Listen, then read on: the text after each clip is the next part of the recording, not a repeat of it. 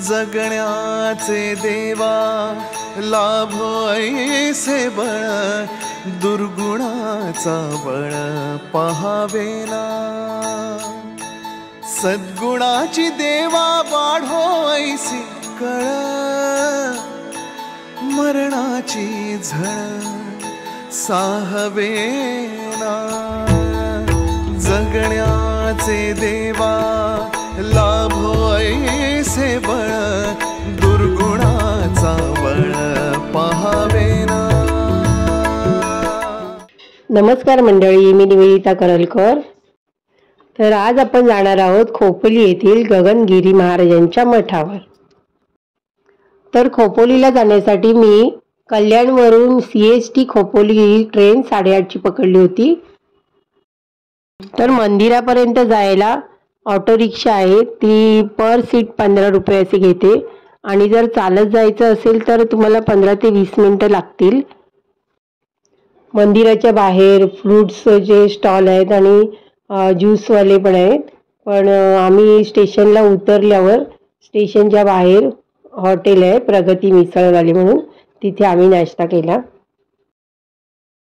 तर तुम्ही पण तिथे ट्राय करू शकता। नाताळची सुट्टी असल्यामुळे ते भरपूर गर्दी होती आणि मंदिराच्या बाहेरच चप्पल स्टँड आहे, तिथे चप्पल काढून दर्शनाला जायचं असतं। दर्शनाच्या रांगेत जायच्या आधी जेवणाचे कूपन असतात, 20 रुपयाला एक कूपन आहे, तर ते कूपन आधीच घेऊन ठेवायचं, कारण रांगेत मग भरपूर वेळ लागतो। त्याच्यामुळे आधी जेवणाचे कूपन काढून घ्या, कारण ते 12:30 वाजेपर्यंतच काउंटरला मिळतात। मंदिराचा परिसर एकदम शांत आणि रमणीय आहे आणि इथे काही इमारती दिसतात, तिथे मोफत उपचार दिले जातात, तर त्याची तुम्ही चौकशी करू शकता। मंदिराच्या आवारात एक मोठं गार्डन आहे, तिथे मुलांना खेळायला मोठी जागा आहे, तर मुलांना तिथे तुम्ही खेळायला सोडू शकता।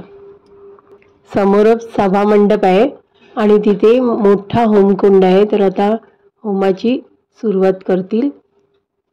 समोर जे दिसतंय ते समाधी मंदिर आहे, इथे गगनगिरी महाराजांनी 2008 मध्ये समाधी घेतली होती। गगनगिरी महाराज हे चालुक्य सम्राट पहिला पुलकेशीच्या घराण्यातील होते असे सांगितले जाते। श्रीपाद बाळासाहेब पाटणकर हे त्यांचे मूळ नाव। त्यांचा जन्म सातारा जिल्ह्यातील पाटण तालुक्यातील असलेल्या मंदुरे येथे 1918 मध्ये झाला। लहानपणापासून त्यांना ईश्वर प्राप्तीची ओढ होती।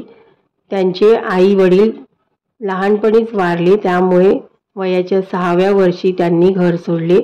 वयाच्या 7व्या वर्षी नाथ संप्रदायांची त्यांनी दीक्षा घेतली। त्यानंतर त्यांनी पायी भारत भ्रमण सुरू केले। महाराजांनी अनेक वर्षे व्यसनमुक्तीसाठी सामान्य जनमानसात प्रबोधन व मार्गदर्शन केले। निसर्गाबद्दल अत्यंत प्रेम असलेले महाराज नेहमी निसर्ग संवर्धन व सांगोपनाचा उपदेश देत असत।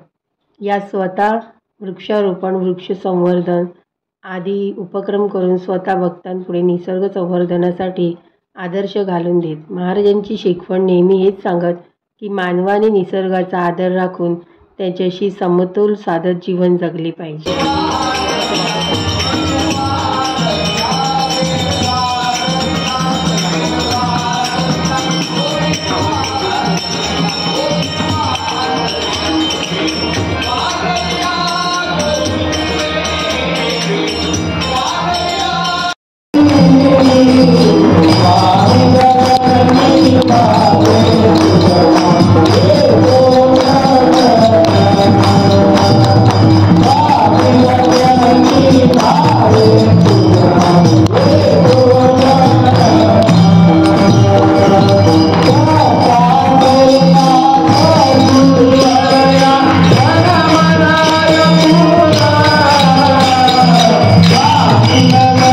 दर्शन चांगलं झालं आणि नंतर मग आम्ही महाप्रसादासाठी गेलो। तर महाप्रसाद घेतला, वरण भात आणि 2 भाज्या होत्या आणि एक मिठाई म्हणून लापसी दिली होती। तर जेवण एकदम चविष्ट होतं जेवणानंतर मग आपलं ताट आपणच धुवायचं असतं आणि आपण ताट स्वच्छ धुवून त्यांच्याकडे परत द्यायचं असतं. महाप्रसाद झाल्यावर आम्ही गुहा दर्शनासाठी निघालो. तर 15 ते 20 मिनटं लागतात चालत जायला. थोडं उंचावर आहे, टेकडीवर आहे. तर ही समोर दिसतं आहे ते मसाज सेंटर आहे. तर 7 ते 11 असा टायमिंग आहे त्याचं. तुम्हाला जर मसाज घ्यायचा असेल तर तुम्ही 7 ते 11च्या टायमिंगमध्ये या. थोडंसं पुढे गेलं की गोशाला आहे आणि त्याला लागूनच बायोगॅस प्रकल्प आहे. तर तुम्ही गाईला चारा वगैरे देऊ शकता किंवा जर तुम्हाला गोशाळेला दान करायचं असेल तर दान काही करू शकता तुम्ही.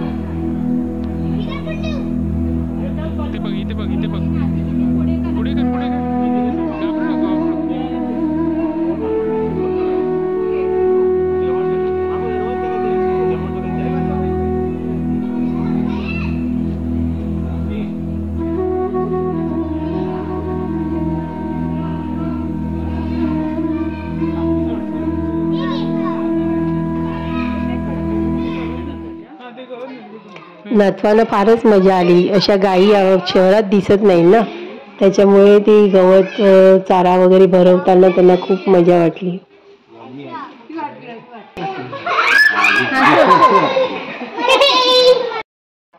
थोडं पुढे आलं की स्वयंभू शंकराचं मंदिर आहे आणि बाजूला सर्व संतांच्या मूर्त्या आहेत.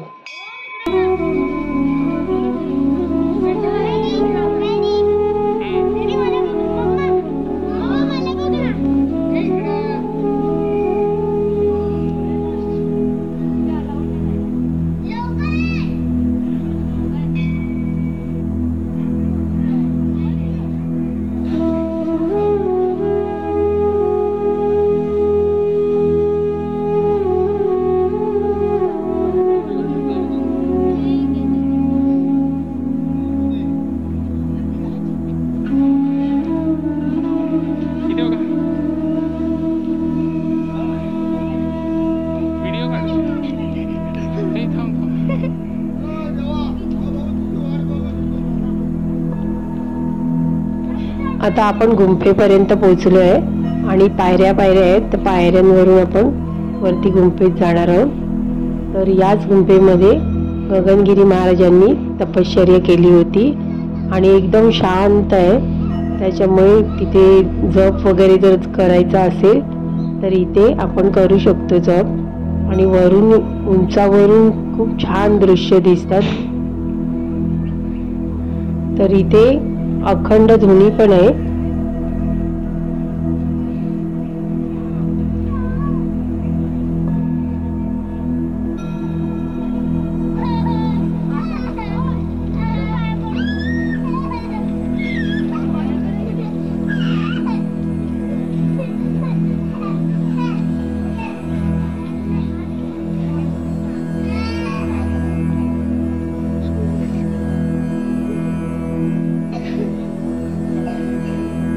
ह्या साईडला लावलेल्या या शेण्या आहेत, ह्या धुनीमध्ये टाकल्या जातात आणि या गोशालेतूनच येतात.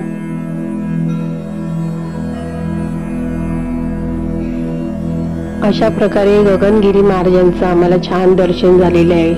तुम्हाला जर यायचं असेल तर एक दिवस नक्की काढा आणि इकडे गगनगिरी महाराजांच्या मठाला भेट द्या. मनशांतीसाठी उत्तम ठिकाण आहे आणि तुम्ही इथे मेडिटेशन पण करू शकता.